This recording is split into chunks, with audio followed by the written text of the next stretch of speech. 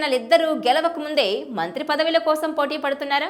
TDP అధికారంలోకి వస్తే చంద్రబాబు ఎవరి వైపు మొగ్గు చూపే అవకాశం ఉంది? గతంలోలా ఈసారి ఇద్దరికి మంత్రి పదవులు దక్కే అవకాశం ఉందా?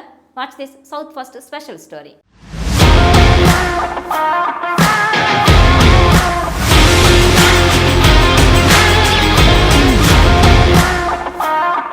టీడీపీ గెలిస్తే చాలు మంత్రులుగా ఉమ్మడి విశాఖ జిల్లా నుంచి మాజీ మంత్రులు గంటా శ్రీనివాసరావు, అయ్యన్న పాత్రుడు మంత్రులుగా రెడీగా ఉంటారని అంటారు. ఈ ఇద్దరు సీనియర్ నేతలే కాదు, చంద్రబాబుకు అత్యంత సన్నిహితులు. దాంతోపాటు రెండు బలమైన సామాజిక వర్గానికి చెందినవారు. అందుకే వీరికి విశాఖ జిల్లాలో అగ్రతాంబూలం దక్కుతోంది.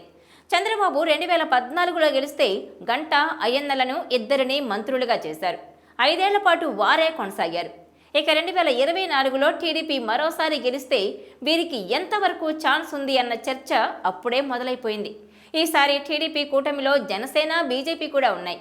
విశాఖ వరకు చూస్తే బీజేపీతో ఇబ్బంది లేదు, కానీ జనసేన నుంచి మంత్రి పదవులకు పోటీ ఖాయమని అంటున్నారు. విశాఖ సౌత్ నుంచి జనసేన తరపున పోటీ చేస్తున్న వంశీకృష్ణ శ్రీనివాస్ యాదవ్, అలాగే పెందుర్తి నుంచి పోటీలో ఉన్న పంచకర్ల రమేష్ బాబు, అనకాపల్లి నుంచి పోటీ చేస్తున్న మాజీ మంత్రి కొణతాల రామకృష్ణ, ఈ ముగ్గురు కూడా కేబినెట్ బెర్తులకు ప్రధాన పోటీదారులుగా ఉన్నారు.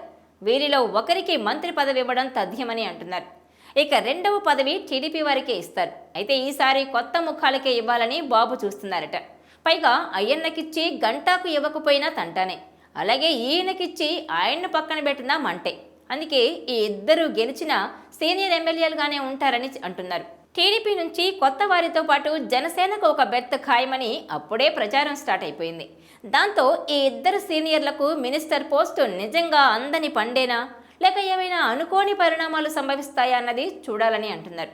ఫైనల్గా మంత్రి పదవుల రేసులో ఎవరు ఉంటారా అన్నది చూడాల్సి ఉంది.